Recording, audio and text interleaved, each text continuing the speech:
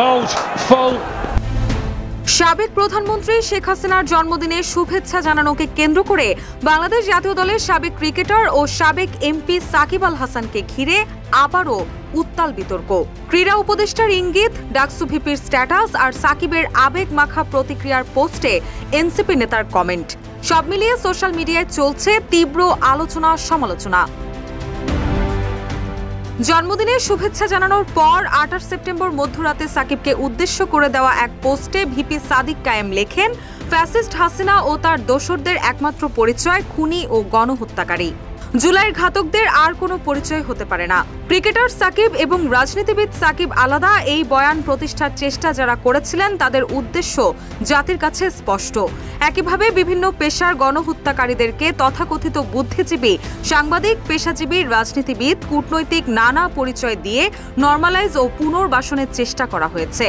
এখন যে কোনো ব্র্যান্ডের পুরাতন এসি বদলে নতুন ওয়ালটন এসিতে উপভোগ করুন 25% ছাড়। ভিপি সাদিক জোর দিয়ে বলেন, আমরা স্পষ্ট ভাষায় বলতে চাই, দীর্ঘ ফ্যাসিবাদী আমলে সর্বস্তরে জেকে বসা ফ্যাসিস্টের দোসর এবং ফ্যাসিবাদী কাঠামো ভেঙে চুরমার করা পর্যন্ত জুলাই প্রজন্ম ক্ষান্ত হবে না। এদিকে সাকিব আল হাসান ও ক্রীড়া উপদেষ্টা আসিফ মাহমুদের পাল্টাপাল্টি পোস্ট ঘিরেও চলছে আলোচনা সমালোচনা।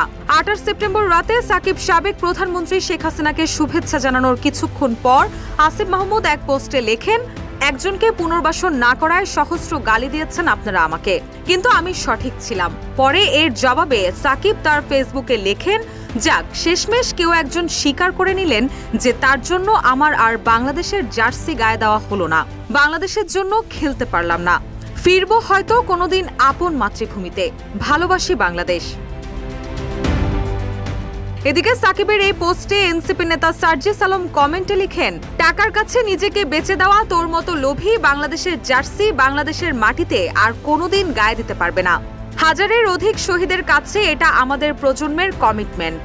সার্জিসের এই মন্তব্যেও দেখা গেছে পাল্টাপাল্টি প্রতিক্রিয়া। কেউ সাকিবের পক্ষে মত দিয়েছেন, আবার কেউ তার বিপক্ষে কড়া সমালোচনায় মুখর হয়েছেন। সব মিলিয়ে সাবেক ক্রিকেটার ও সাবেক এমপি সাকিব আল হাসানকে ঘিরে আবারও সরগরম রাজনীতি ও সামাজিক যোগাযোগ মাধ্যম। রুশা সুর, নিউজ ডেস্ক, ইত্তেফাক।